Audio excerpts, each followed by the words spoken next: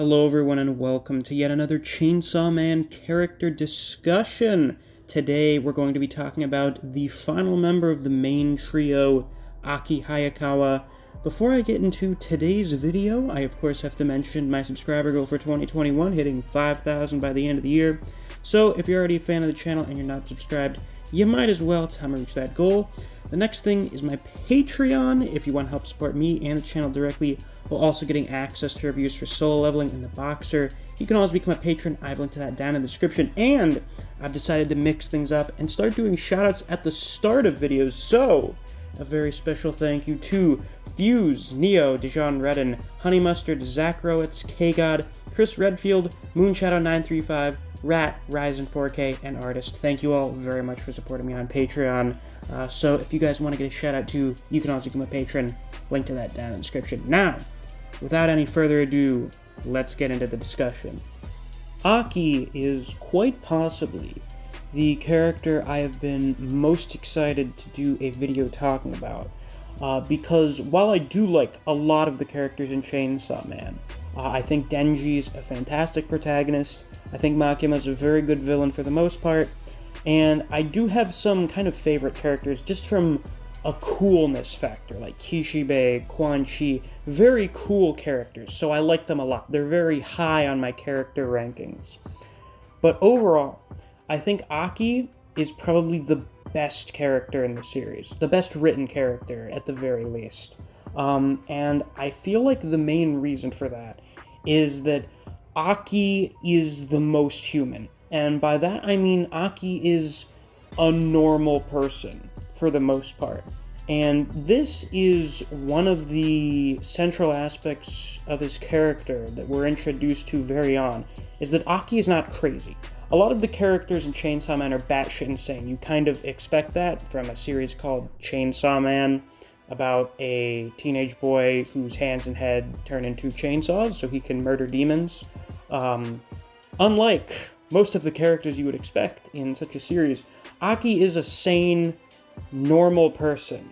And Himeno and Kishibe make a very big deal out of this, because most people in the devil hunting business are complete whack jobs, for the sheer fact that they usually don't die very quickly. They usually last a while because devils feed upon fear, and people who are completely out of their mind don't fear devils like a normal person does. So because Aki is normal, because Aki can still be afraid of things and feel emotions, he's not long for this business. He should not remain a devil hunter. At the very least, he should not remain like a devil hunter working for the Safety Bureau. It's a bad idea. He's going to get himself killed one of these days, especially on this big quest for revenge he has against the Gun Devil, which is Aki's main motivation for the most part, is getting revenge on the Gun Devil for killing his family. The whole reason that Aki is not living a normal life like the normal person that he is because that was taken away from him by the Gun Devil. So he joins up, becomes a devil hunter, and starts the career that we see him in at the start of the story.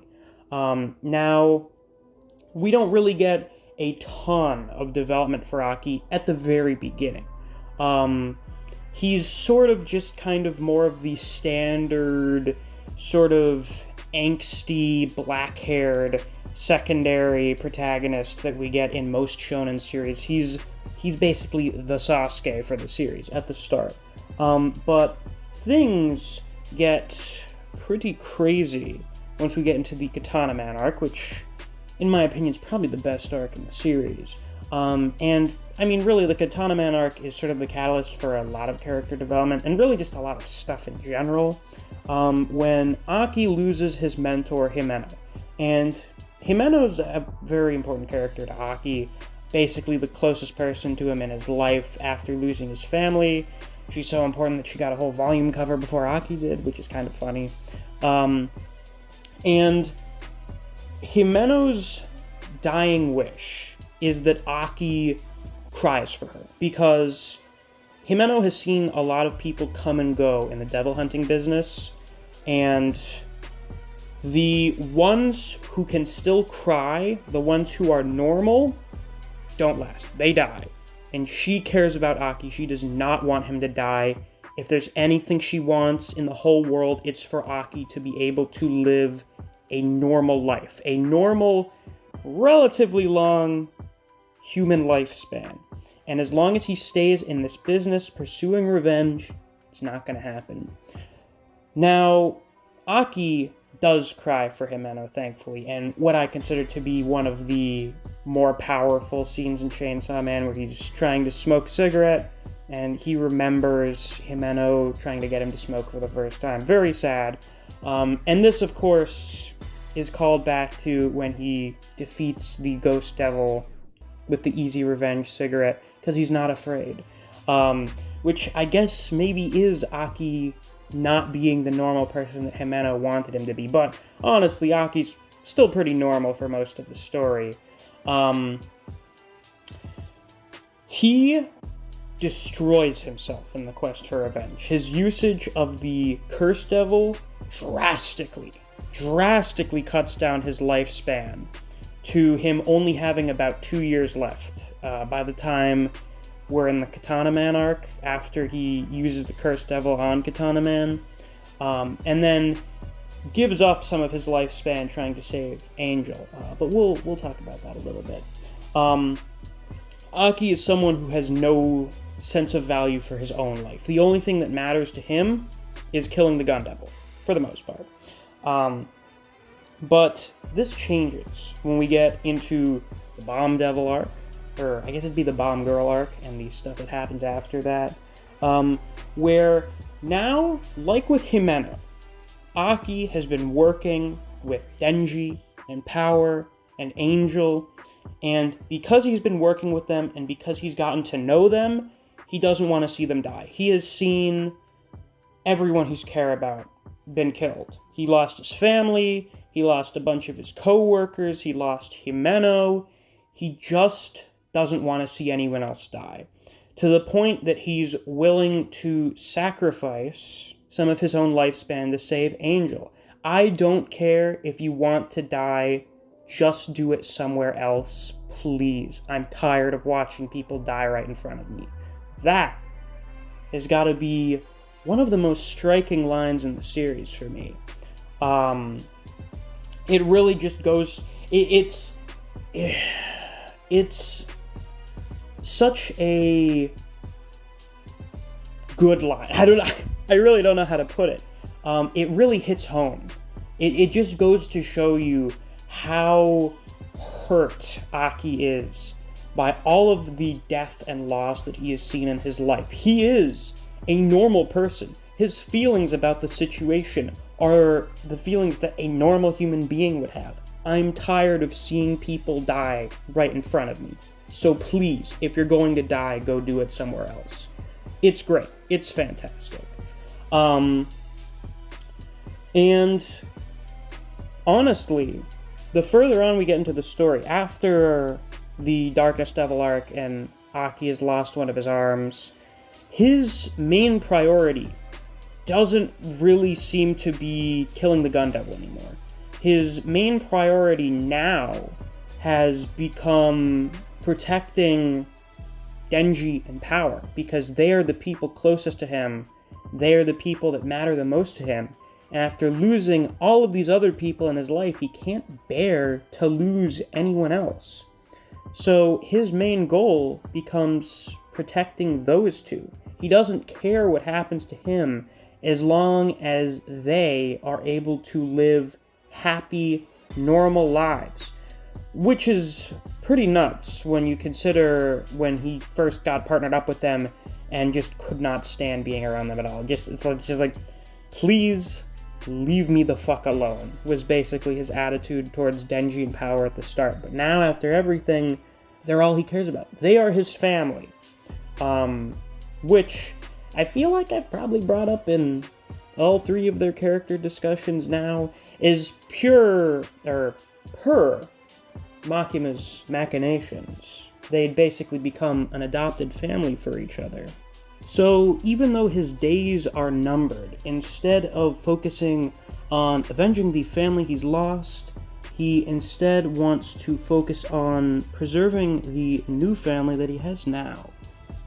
Now to talk about Aki's, death. Well, if you think about it, Aki kind of dies twice. And after the first one, his body gets taken over by the Gun Devil, and he becomes the Gun Fiend. Because his name is included among the casualties from the Gun Devil's rampage, so he did die twice, I guess. You can't ignore the horrific irony of Aki's body being taken over by the devil responsible for massacring his family, and the devil that he has spent most of his life since then trying to get revenge on. Oh, fuck you, Makima, you bitch. I'm sure we'll get lots of that in the inevitable Makima discussion video. But yeah, Aki getting turned into the Gun Devil is really fucked up. By the way, only a little off topic, but I could not find the source for this Aki fan art that I'm using right now for this section of the video, so if any of you guys watching know who is the person who drew this, please let me know so I can give them some credit in the description. But yeah, Aki gets killed and possessed by the devil that destroyed his own family, and then, against his own will, goes to try and murder his new family. Yeah, not great. And he has a big flashy battle against Denji, which, as you can imagine, is very terrible for Denji, who sees Aki as now kind of his older brother figure, having to fight him to the death, while Aki is entirely unaware of what's going on. In his mind, he is having a snowball fight against a kid Denji, the snowball fight that he was never able to have against his biological younger brother because he got killed by the Gun Devil. There are so many levels to this snowball fight, it's kind of hard to get into all of them, but it would probably just be easiest to say that this is all really tragic and heartbreaking. I know that was how I felt when I read that chapter. You can go and watch my review for it, and I know that's how a lot of other people felt about it. It's really fucked up. There's not really much of a better way to put it. It's just a really, really fucked up situation. And of course, Denji does kill Aki. This is what eventually happens. Aki is unable to ensure the normal, long life for Denji and power that he wanted.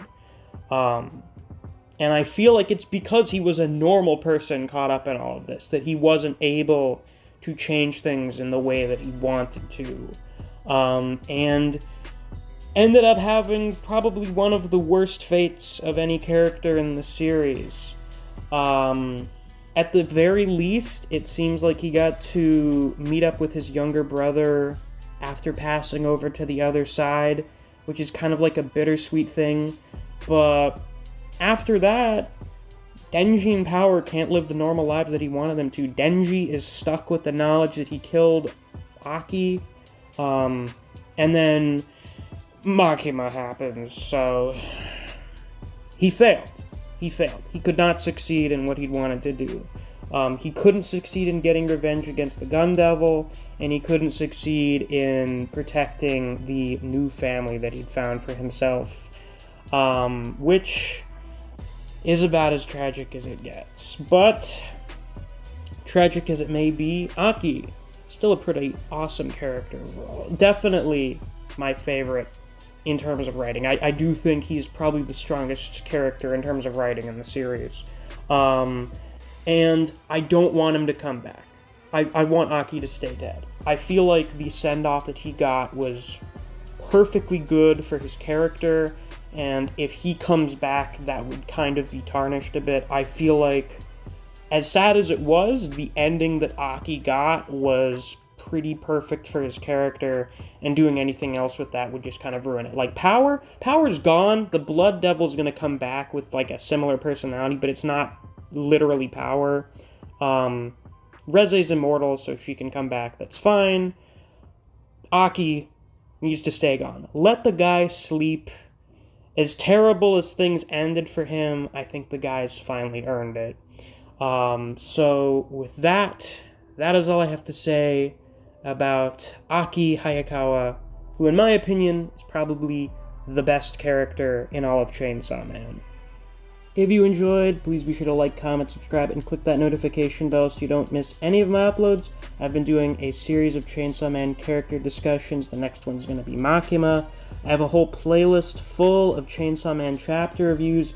That's going to be starting back up whenever Part 2 gets started.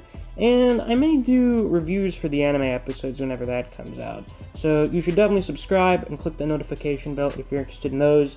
If you enjoy other series such as Jujutsu Kaisen, Kengan Omega, and Record of Ragnarok, I do videos in those series as well, so if you're interested in those, you should definitely check out my channel. If you enjoy discussing Chainsaw Man with other people, or you just enjoy the content I produce on this channel, I highly suggest you check out my Discord server. I have linked to that down in the description. And of course, if you want to help support me and the channel directly, while also getting access to reviews for Solo Leveling and The Boxer, and also getting shoutouts at the beginning of videos, you can always become a patron. I have a link to my Patreon down in the description. Thanks for watching. I'll see you guys around. Take care.